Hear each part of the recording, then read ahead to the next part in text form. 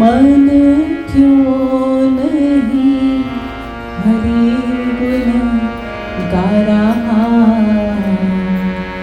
मन क्यों नहीं हरि गुण गा रहा,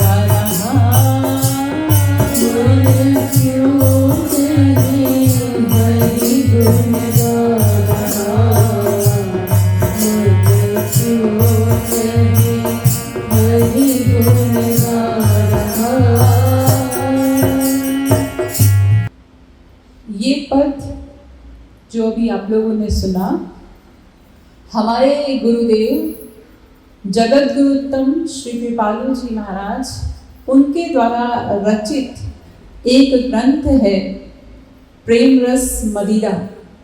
उस प्रेम रस मदिरा में 1008 पद हैं अलग अलग भावों के, उन्हीं में से एक पद है। और इसमें उन्होंने लिखा, मन क्यों नहीं हरि गुण गा रहा। और इसमें गौर करने वाली बात ये है, ये नहीं कहा जा रहा कि अरे रसना तू क्यों नहीं हरि गुण गा रही। भाई गाना तो काम मुंह से होता है, रसना से होता है, लेकिन ऐसा क्यों नहीं कहा जा रहा। ऐसा इसलिए नहीं कहा जा रहा है क्योंकि ये जो भगवान का गुणगान करना है, उनका नाम लेना है, ये केवल रसना का विषय नहीं है। क्योंकि अगर केवल रसना का विषय या केवल गले का ही विषय होता, तब तो बहुत से ऐसे सिंगर हैं बढ़िया बढ़िया जो दिन रात भजन गा रहे हैं, तो फिर उन लोगों को भगवान मिल जाने चाहिए थे। भाई इतना अच्छा गाते हो आप और दिन रात भजन कर रहे हो, तब तो फिर आपको भगवान मिल ही जाने चाहिए, पर ऐसा तो नहीं हुआ। और केवल गले का और रसना का विषय होता भगवान का नाम लेना, उनका गुणगान करना, तो जितने हमारे संसार में गूंगे लोग हैं, वे लोग कहते भाई हम कैसे ले सकते हैं भगवान का नाम, हमें तो भगवान ने रसना ही नहीं दी, आवाज ही नहीं दी, तो फिर इसलिए हमको तो ऐसे ही भगवान मिल जाने चाहिए, ऐसे ही भगवत प्राप्ति हो जानी चाहिए। ये दोनों बातें हो सकती, इसलिए ना तो गले से गाने वालों के लिए कहा जा रहा है और ना ही गूंगे लोगों के लिए कहा जा रहा है। सीधी सीधी बात यहाँ कही जा रही है, मन क्यों नहीं हरि गुण गा रहा, मन से कहा जा रहा है। मन सबके पास है, किसी का शरीर स्वस्थ है मन उसके पास भी है, अस्वस्थ है मन उसके पास भी है, कोई बोल सकता है उसके पास भी मन है, कोई नहीं बोल सकता उसके पास भी मन है, मन सबके पास है। इसीलिए तमाम महापुरुषों ने जहां भी अपने पद आदि लिखे, गीत लिखे, वहां हर जगह मन को संबोधित किया है, कहीं भी किसी इंद्रिय का नाम नहीं लिया। तो यहां पर भी यही कहा जा रहा है कि अरे मन, तू क्यों नहीं भगवान का गुणगान करता। ये जो संसार जिसे तू अपना मान रहा है, यह जग है एक भूल भुलैया, क्यों तू धोखा खा रहा। ये भूल भुलैया संसार है और तुम इसी में धोखा खाते चले जा रहे हो, ये सोचते हुए ये मेरा है, ये मेरा है, ये मेरा है। और मेरा क्या है, मेरा तो कुछ भी नहीं। ये केवल कहने की बात नहीं है, ये हम लोग सब अपने अपने जीवन में बार बार ऐसी परिस्थितियां हम लोगों के सामने आकर खड़ी होती है जब हम ये अनुभव भी करते हैं, हाँ मेरा कोई है ही नहीं। वास्तव में मैं तो इसे समझता था ये मेरा है, ये मेरा है, ये मेरा है, कोई भी तो मेरा नहीं। ऐसी परिस्थितियां ये सबके जीवन में आती हैं, या यूं कह दीजिए कि माया ऐसी परिस्थितियां लाके खड़ी कर देती है कि अभी तक तो ये सुनते आ रहे हो कि मेरा कोई नहीं है, अब इस बात को मान लो। क्योंकि केवल जानने से ही तो काम नहीं बनेगा ना, मानना पड़ेगा। जब मानते हैं हम किसी भी चीज को, तब वो अर्थ उसका होता है, करना तो व्यर्थ है केवल जानना। तो ये संसार जिसका हम अनुभव कर रहे हैं, यहाँ कोई अपना नहीं है। जब ठोकर खाते हैं, ऐसी परिस्थितियां सामने आती हैं और ये अनुभव करते हैं कि कोई नहीं है, तो उस समय किसकी ओर देखते हैं? ईश्वर की ओर देखते हैं। प्रभु तुम रक्षा करो, तुम ही संभालो, तुम ही तो मेरे हो। उस समय ये याद आता है ना, ये सबके साथ होता है, कोई ऐसा नहीं कह सकता कि मेरे साथ ऐसा नहीं है। इस सबके जीवन में इस प्रकार की परिस्थितियां आती हैं कि तब हम ये जान लेते हैं कि ईश्वर ही हमारे हैं, वे परम पिता ही हमारे हैं और कोई हमारा नहीं। लेकिन बस बात इतनी अधूरी रह जाती है कि फिर हमारी परिस्थितियां अनुकूल हुई और फिर हम वापिस संसार को ही अपना मानने लगे, फिर हम भगवान को भूल जाते हैं। तो इस मन को ये मनवाना पड़ेगा, कह रहे मन ये संसार तुम्हारा नहीं, ये रिश्ते नाते आदि ये सब शरीर के रिश्ते नाते हैं। शरीर तक सीमित हैं, लेकिन तुम केवल शरीर नहीं हो, तुम्हारा शरीर है, तुम शरीर तो नहीं हो। आप स्वयं ही रोज की अपनी बोलचाल की भाषा में बोला करते हो कि मेरे सर में दर्द है, मेरे हाथ में दर्द है, मेरे शरीर में दर्द है, यानी मैं शरीर नहीं हूं, ये बोल रहे हो ना। मैं को तो मेरा नहीं कहते हो, मैं से मेरा अलग होता है।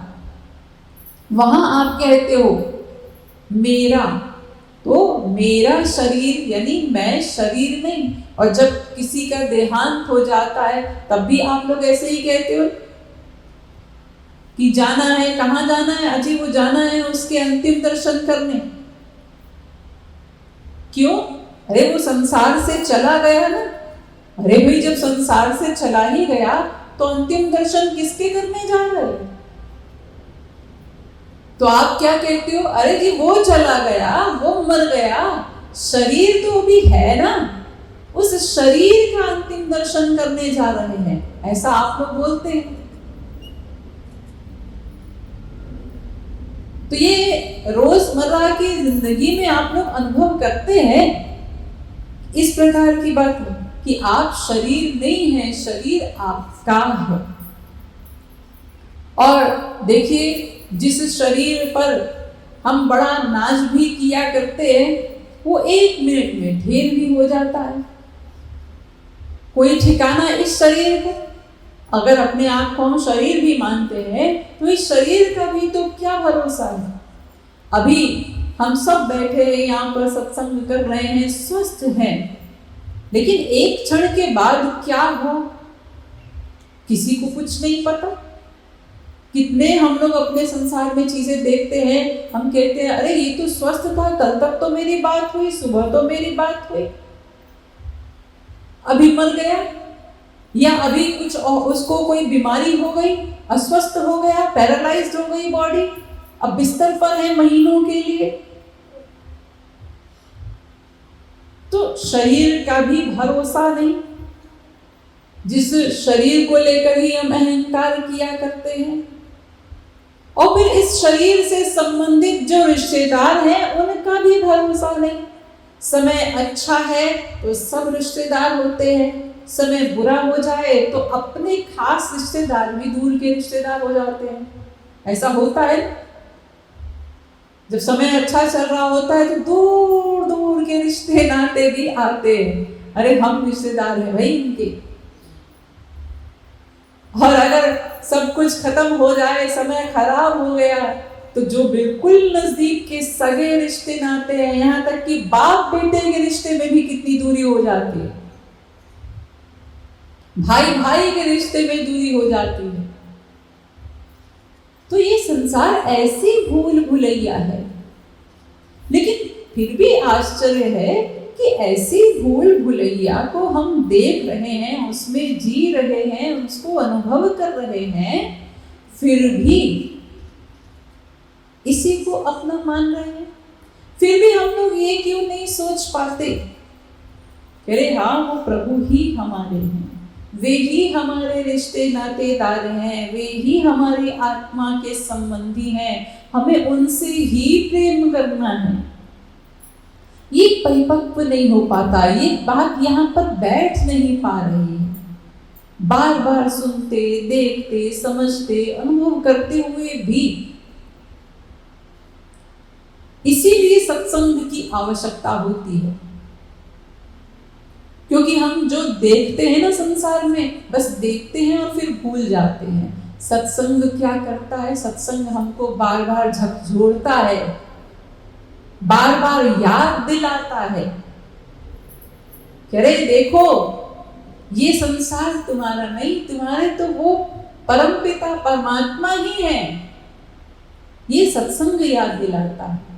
इसीलिए कहा जाता है ना कि गुरु परमावश्यक है। अगर गुरु नहीं है हमारे जीवन में, कोई आध्यात्मिक गुरु नहीं है, हमारी आत्मा के कोई गुरु नहीं है, तो फिर हमें चेताएगा कौन?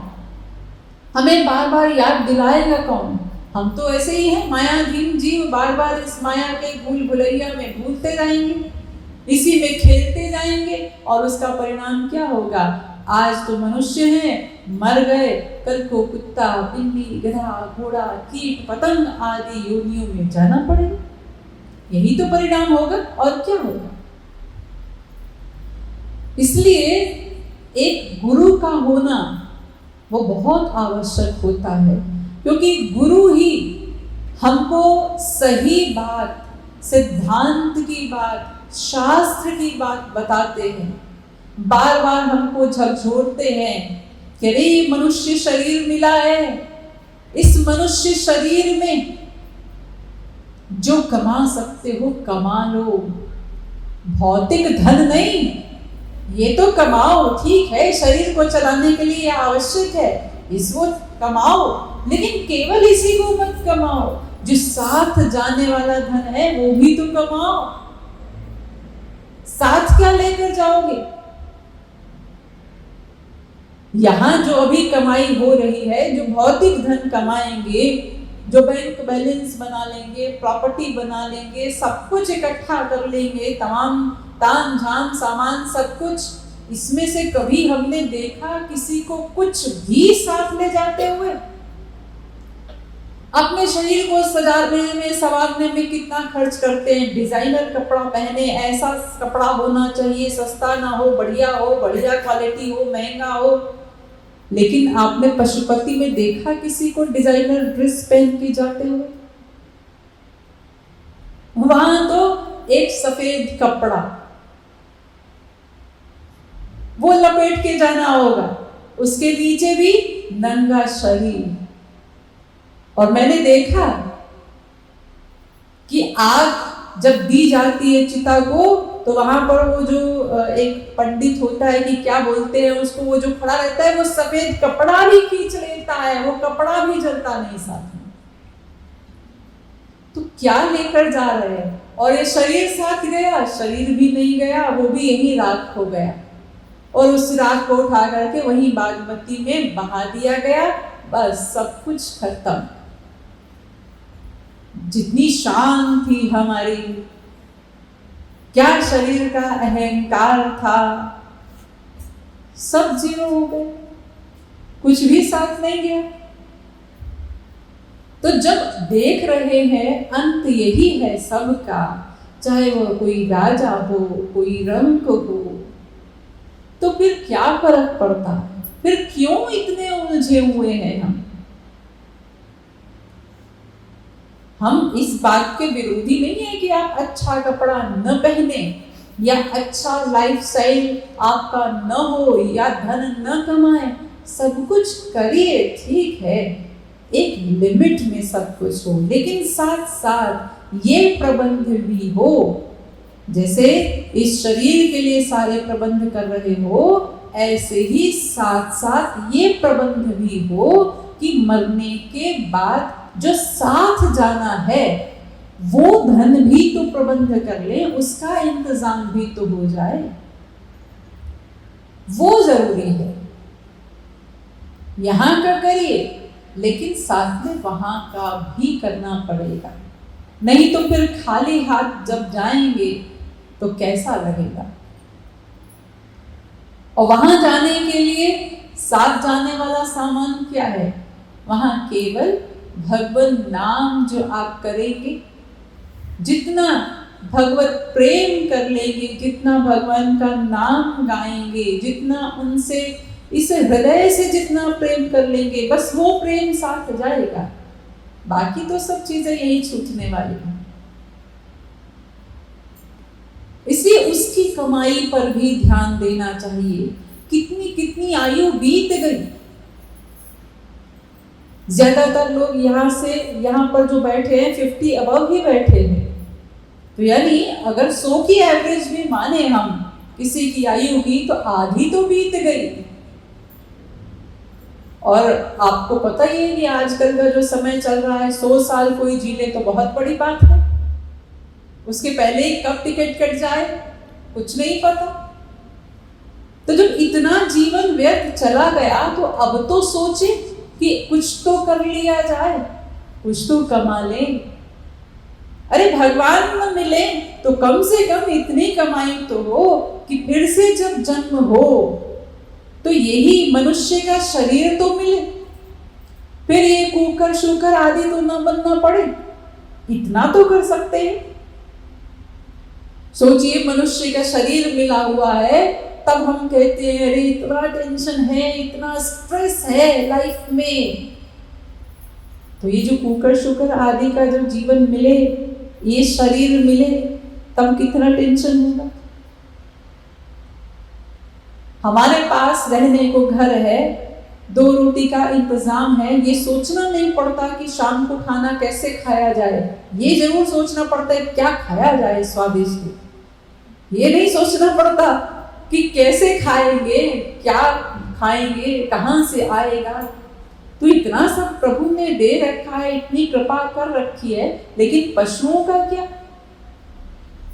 जिनके पास रहने को घर नहीं, अभी जम बारिश होने लगे बेचारे, देखो जो जानवर जिनका कोई ठिकाना नहीं, कहाँ मारे मारे घूमते हैं। किसी ने दया करके एक रोटी डाल दी तो ठीक है, खा ली, वरना कोई ठिकाना नहीं, कितने दिन तक भोजन नहीं मिलता। बहुत ठंड पड़ रही है, आपने तो अपना डाउन जैकेट पहन लिया, स्वेटर पहन लिया, सब पहन करके आप ठीक होकर के बैठ जाएंगे। लेकिन उन पशुओं का क्या, उन पक्षियों का क्या? तो वो जीवन जब हमें जीना पड़ेगा तो फिर कैसी हालत होगी। इसलिए उस सब से बचाव का यही एक उपाय है कि अभी जो समय है, इस समय में हम जितना भगवान नाम की कमाई कर लेंगे, जितना भजन कर लेंगे, बस वही साथ जाएगा और उसी से हमारी आगे की यात्रा सुगम हो सकती है। वरना फिर यही सब है जीवन। तो आज मनुष्य का है, कल पशु का है। आज भी हम परेशान हैं, कल भी परेशान रहेंगे। आज भी दुखी है, कल भी दुखी रहेंगे। इस दुख का निवारण वो तो केवल हरि भजन ही है। इसीलिए बारंबार संत महापुरुष आदि हम लोगों को यही समझाते हैं, अरे मन तू हरि का गुणगान कर। क्यों नहीं गा रहा? और मन को ही कहा जाता है, क्योंकि अगर शरीर से गाएंगे तो उसका कोई केवल शरीर से गाया, रसना से गाया, उसका अर्थ नहीं।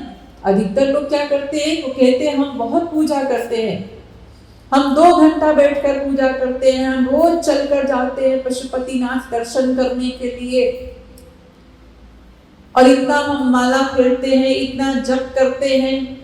हाँ, सब ठीक है, लेकिन ये जो कुछ कर रहे हो, इससे मन का अनुराग भगवान की ओर बढ़ रहा है कि नहीं, ये बात है मेन बात। या हम केवल रोज जैसे ऑफिस जा रहे हैं ऐसे पशुपति जा रहे हैं, जैसे गाना सुन रहे हैं ऐसे भजन सुन रहे हैं, जैसे बात कर रहे हैं ऐसे जप कर रहे हैं। क्योंकि ये मंदिर जाना, आरती करना, भजन करना, माला जपना, ये सब चीजें क्या हैं? ये सब चीजें होती हैं, एक अवलंब है मन को भगवान में लगाने का अवलंब। इनको पूजा नहीं कहते, इन्हें भक्ति नहीं कहते। ये जो कुछ हम करते हैं ना, इसको हम भक्ति मान लेते हैं अपनी तरफ से कि हम भक्ति करते हैं, लेकिन इसका नाम भक्ति नहीं है।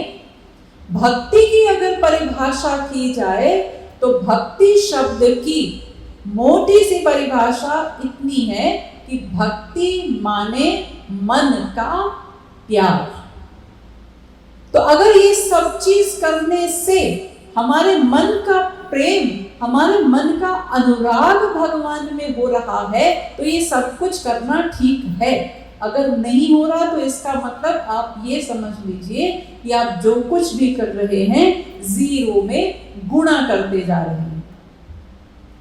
और जीरो में गुणा कितनी भी बड़ी संख्या कीजिए, परिणाम क्या होता है? जीरो। 0 गुणे 100 बराबर 0, 0 गुणे 1000 बराबर 0, 0 गुणे लाख बराबर 0, परिणाम 0। तो केवल शरीर से भक्ति करना ऐसा ही है कि बस 0 में गुणा करते जा रहे हैं। इसलिए बार बार कहा जाता है मन से भजन करो। रामचरितमानस में तुलसीदास जी ने भी कहा, मिलहि न रघुपति बिनु अनुरागा, किए जोग जप ज्ञान विरागा। मिलहि न रघुपति बिनु अनुरागा, अनुराग के बिना नहीं मिलेंगे। भले कोई कितना जोग जप तप वैराग्य कर ले, अनुराग जब तक नहीं होगा, प्रेम जब तक नहीं होगा, तब तक उनकी प्राप्ति नहीं होगी। एक जगह और तुलसीदास जी ने बड़ा सुंदर कहा, साधक सिद्ध विमुक्त उदासी, कवि कोविद कृतज्ञ सन्यासी, योगी शूर सुतापस ज्ञानी, धर्म निरत पंडित विज्ञानी। इनमें से कोई भी हो, साधक सिद्ध ज्ञानी तपस्वी विज्ञानी कोई भी हो, लेकिन ताराई ना बिनु से मम स्वामी, राम नमामि नमामि नमामि। जब तक भगवान से प्रेम नहीं होगा, उनमें अनुराग नहीं होगा, तब तक माया से पार नहीं हो सकते, बेड़ा पार नहीं होगा। ये माया आपको इसी संसार के 84 लाख में घुमाती रहेगी। 84 लाख प्रकार के शरीर हैं, थोड़े बहुत नहीं। और ये जो मनुष्य शरीर प्राप्त होता है ना, ये मनुष्य शरीर कितनी बार 84 लाख में चक्कर लगाने के बाद प्राप्त होता है, वो भी कब? कबहुक करी करुणा नर देही। कभी जब भगवान करुणा करते हैं, हम लोगों को भटकते भटकते देखकर उन्हें करुणा आ गई कि अब इस जीव को एक बार मनुष्य शरीर दे करके ये अवसर दे दो, अब ये जाएगा मनुष्य शरीर में तो अब की बार भजन करेगा। ये सोच कर करुणा करके भगवान ने हमको अवसर दिया है। क्योंकि ये शरीर जो आज हमें प्राप्त है ना, हमें लगता है बड़ा सहज है, अरे क्या है, लेकिन आपको पता है जो स्वर्ग के देवी देवता हैं, जिनकी बैठकर आप लोग पूजा अर्चना किया करते हैं, यज्ञ आदि करते हैं, तो उन्हें आहुति दिया करते हैं, वे स्वर्ग के देवी देवता भी भगवान के सामने नाक रगड़ते हैं। किस लिए? केवल इस शरीर को प्राप्त करने के लिए। उन्हें भी आसानी से मिलता नहीं। आप लोग को लगता है देवी देवता बहुत श्रेष्ठ हैं। हाँ, हमसे बहुत श्रेष्ठ है बहुत सी बातों में, लेकिन है क्या उनका भी शरीर? भोग का शरीर है, भोग योनि है वो। वहां भक्ति नहीं हो सकती चाह कर भी। इसीलिए वो देवी देवता जब वो भोग शरीर में रहते हैं ना, आपको पता है देवताओं का शरीर कैसे होता है, कितना हम लोगों से श्रेष्ठ। उनके आंख की पलक नहीं बचती, उनको भूख प्यास आदि नहीं लगती, उनके शरीर से मूत्र पुरुष स्वेद आदि का निर्गमन भी नहीं होता, उनके शरीर की परछाई नहीं होती, उनके शरीर का भूमि पर स्पर्श नहीं होता, और इतनी खुशबू निकलती है उनके शरीर से कि अगर एक देवता हम लोगों के बीच में आकर खड़ा हो जाए तो उसके शरीर की खुशबू से हम लोग मूर्छित हो जाएं। और ऐसा प्रकाश निकलता है उनके शरीर से, इन आंखों से उस प्रकाश को आप लोग सहन नहीं कर पाएंगे। ऐसा शरीर उन्हें प्राप्त है, उसके बावजूद भी वे भगवान के सामने गिड़गिड़ाते हैं, प्रार्थना करते हैं कि हमको ये मनुष्य शरीर प्रदान कर दीजिए। क्यों? क्योंकि केवल इस शरीर में ही ये अधिकार है कि हम भगवान से प्रेम कर सकते हैं, उनका भजन कर सकते हैं, उन्हें प्राप्त कर सकते हैं, और किसी शरीर में ये अधिकार नहीं दिया भगवान ने। इसलिए देवताओं से भी श्रेष्ठ है इस मामले में हम लोग। तो ऐसा देव दुर्लभ शरीर हम लोगों को प्राप्त है। शंकराचार्य जो आदि जगत गुरु श्री शंकराचार्य हुए, उन्होंने कहा मनुज देहमिमं भुवि दुर्लभं समधिगम्य सुरैरपि वाञ्छितं विषयलं पठता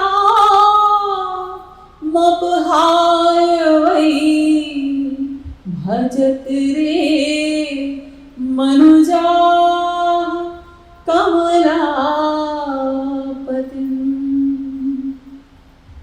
ये शंकराचार्य कह रहे हैं, अरे मनुष्यों, ये इतना दुर्लभ शरीर तुम लोगों को मिला है, देवताओं को दुर्लभ है, और इसे प्राप्त करके तुम ये सांसारिक विषयों के पीछे लंपट होकर घूम रहे हो।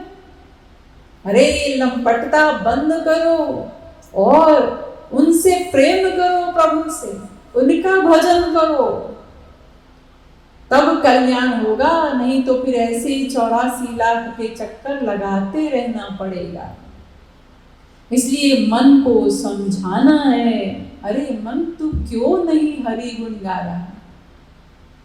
इसलिए श्री महाराज जी ने यहाँ लिखा है, मन क्यों नहीं हरि गुण गा रहा, यह जग है एक भूल भुलैया, क्यों तू धोखा खा रहा। क्यों धोखा खा रहे हो?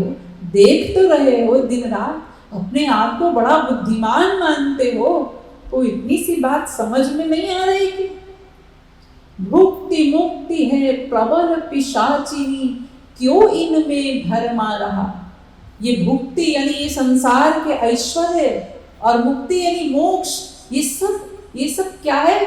पिशाचिनी के समान है, जो एक सुंदर रूप लेकर हमारे सामने खड़ी है। हमें हमारे मन को बड़ा लुभाती है ये चीजें, संसारिक ऐश्वर्य, लेकिन इसका असली रूप क्या है? पिशाचिनी का है। तो इसलिए इसको समझो। सुत वित नारिन त्रिविध तिजारिन, क्यों इनको अपना रहा। ये सब संसारिक रिश्ते नाते, इनमें मन का अटैचमेंट नहीं करना है। मन का अटैचमेंट वो तो केवल प्रभु में करना है। इनसे तुम्हारा जो संबंध है, इनके प्रति जो ड्यूटीज है, कोई किसी का ब्याह हो गया, बाल बच्चे हैं, उन बाल बच्चों के लिए उसकी जो ड्यूटी है वो करे। उनको पढ़ाना लिखाना, उनका पालन पोषण ये करने को मना नहीं किया जा रहा, लेकिन हम जो पूरा अटैचमेंट कर लेते हैं, पूरे परेशान रहते हैं बच्चों के लिए, और पूरा अपना समय, अपनी एनर्जी, अपना शरीर सब कुछ लगा देते हैं, और सोचते क्या है, हम इनके भाग्य विधाता बन जाएंगे। अगर बच्चे हमारे मुताबिक नहीं चल रहे हैं तो माँ बाप इतने परेशान हो जाते हैं कि अरे ये बड़ा हो कि क्या बनेगा, ये क्या करेगा, कैसे करेगा। जो उसका प्रारब्ध होगा ना, वही होगा। तुम अपना टाइम, अपनी एनर्जी, अपना सब कुछ लगा दो तो भी उसको जो बनना होगा वही बनेगा। तो ठीक है, ध्यान दो, लेकिन अपने लिए भी तो समय निकालो, वो भी तो आवश्यक है। तुम मर जाओगे आज तो तुम्हारा क्या होगा, ये कौन सोचेगा? ये भी तो सोचना है। तो इसलिए उसको भी सोचना होगा। इन इंद्रिन विषयन विष पी मन, क्यों इतनो हर्षा रहा, और इंद्रियों के विषयों को, हमारे शरीर की जो इंद्रियां हैं, इनको सब दे दे करके जिसको जो चाहिए हम सुखी करना चाहते हैं। हर जीव का यही एक लक्ष्य होता है ना कि किसी प्रकार सुखी हो जाएंगे। तो सुख की 5 ही वस्तुएं हैं, देखने की, सुनने की, सूंघने की, रस लेने की, स्पर्श करने की, यही 5 इंद्रियां हैं हमारे पास। तो इन्हीं के समान हम इकट्ठे करते हैं कि कैसे हम सुखी हो जाएं। लेकिन ये सब सुख दे दे करके भी इन इंद्रियों की तृप्ति नहीं होती कभी भी। जैसे जैसे आप कुछ भी सामान दोगे इन इंद्रियों को सुखी करने के लिए, तृप्त करने के लिए, फिर ऐसे ही अगली कामना आकर खड़ी हो जाती है। हमें दुख किस बात का है? हमें किसी भी मनुष्य को किस कारण से दुख है? केवल इसी एक कारण से दुख है कि वो कामना करता है। एक कामना की पूर्ति की, अगली कामना खड़ी हो गई। हमारे पास साइकिल थी, पहले पैदल चल रहे थे, सोचा साइकिल ले ले, साइकिल ले ली, बड़ी खुशी हुई। लेकिन साइकिल लेते ही कामना बढ़ गई, मोटरसाइकिल ले ली। मोटरसाइकिल आ गई, अब मोटरसाइकिल पर चलने लगे, लेकिन कामना आगे चली गई, अब एक गाड़ी ले ले, 4 व्हीलर ले ले।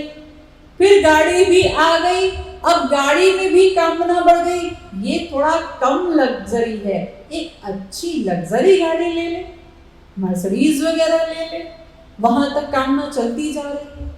और ये कामनाओं का खेल ऐसा है कि शास्त्र कहते हैं कि इंद्र के पद पर बैठ जाओ तो इंद्र भी संतुष्ट नहीं है, वो भी ब्रह्मा का पद चाहता है कि हम ब्रह्मा कब बन जाएं। तो इसलिए इंद्रियों को तृप्त करने के चक्कर में रहोगे तो सदा परेशान रहोगे। तो विष जैसे है बस, इसलिए उनके चक्कर में मत पड़ो। नर तनु पाय कृपालु भजन करूं, यह जीवन अब जा रहा। इसलिए अंत में श्री महाराज जी कहते हैं, अरे मनुष्य, ये मनुष्य तन पाकर अब भजन कर ले बस, क्योंकि ये जीवन भी जा रहा, प्रतिक्षण प्रतिक्षण जा रहा है। एक एक क्षण, एक एक श्वास घटती जा रही है। ज्यों ज्यों उम्र बढ़ रही है, किस ओर जा रहे हैं? धीरे धीरे धीरे धीरे हम मृत्यु की ओर ही तो जा रहे हैं। कहाँ जा रहे हैं?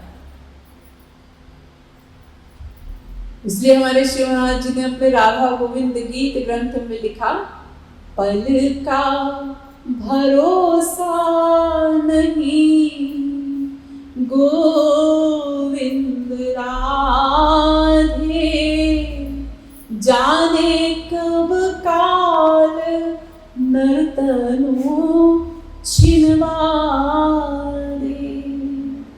राधे राधे बोल मन गोविंद राधे, जाने कब काल तेरा टिकट कटा दे। पता नहीं कब टिकट कट जाए, इसलिए अब तो भजन कर लो। और अगर कोई ये कहे कि ठीक है भाई अब करेंगे, अब करना शुरू कर देंगे, तो उसके लिए भी श्री महाराज ने लिखा, अभी करु जनी कहो गोविंद राधे। अरे करेंगे करेंगे ऐसा भी मत कहो, तो फिर अभी इसी क्षण से करना प्रारंभ कर देना है, ये सोचकर संकल्प करके मन को लगा देना होगा कि हाँ, पता नहीं कितने क्षण बचे हैं हमारे पास, कितने श्वास बचे हैं हमारे पास, आज मर गए तो क्या होगा। ऐसा सोच करके मन को लगाना होगा भगवान की ओर, तब हमारा कल्याण होगा। एक नारायण करके संत हुए, उन्होंने कहा, 2 बातन मत भूलिए, जो चाहत कल्याण नारायण एक मौत को दूजो श्री भगवान। एक मौत और एक ईश्वर, इन दोनों को मत भूलो। और इसमें भी यदि मृत्यु का ध्यान हमेशा रहे तो परमात्मा की याद स्वतः ही आती रहेगी, आती रहेगी। मृत्यु को भूले हुए हैं ना हम लोग। हम पशुपति जाए घाट पर, बागमती घाट पर जाते भी हैं, लेकिन वहां जाते हैं किसी को देखा, कोई अपना ही, कोई मित्र, कोई संबंधी, रिश्तेदार गया, उसको जलाने के लिए गए, उसकी अंतिम क्रिया पर गए, लेकिन वहां जाने के बावजूद भी एक बार भी यहाँ पर ऐसी चोट नहीं लगती, ये चला गया, अब मेरा क्या भरोसा, पता नहीं कब मेरा समय आ जाए। ऐसा क्लिक नहीं करता। वहां पर खड़े खड़े भी लोग फोन करते रहते हैं, हाँ ये काम है, ये काम है, अरे भाई कितनी देर लगेगी, अभी ये मीटिंग करना है, ये मीटिंग करना है। वहां पर खड़े होकर भी कितनी बात यहाँ वहां की संसार की होती है। उस समय भी ऐसा नहीं होता कि चलो घंटे 2 घंटे जब खड़े रहना ही है तब तो यहाँ चिंतन कर लें कुछ। अरे ये जीवन है, बस इस जीवन के लिए, इस अंत के लिए इतना कुछ करते हैं हम लोग। अंत में क्या लेकर जाना है साथ में, और जीवन भर परेशान है, दुखी है। वहां भी ये चिंतन नहीं होता, इसलिए फिर वो आगे कुछ एक्शन भी नहीं होता, कोई प्लानिंग नहीं, कोई सोच नहीं, तो फिर आगे करेंगे भी कैसे, कर्म भी कैसे। इसलिए सोचना पड़ेगा। हम सब लोग मनुष्य हैं और मनुष्य के पास चिंतन करने की, सोचने की, समझने की, निर्णय करने की क्षमता है हमारे पास। ये सबके पास नहीं होती है, मनुष्य के पास है। तो उस क्षमता का सदुपयोग करिए और अपने समय को, अपने मन को भगवान में लगाइए, तब कल्याण होगा। वरना फिर यही है कि आज ये जीवन छिन गया तो फिर उसके बाद यही कूकर, शूकर, कीट, पतंग आदि योनियों में भटकना पड़ेगा, ये परिणाम होगा। इसलिए कल्याण चाहते हैं तो मन को अभी से समझाना पड़ेगा।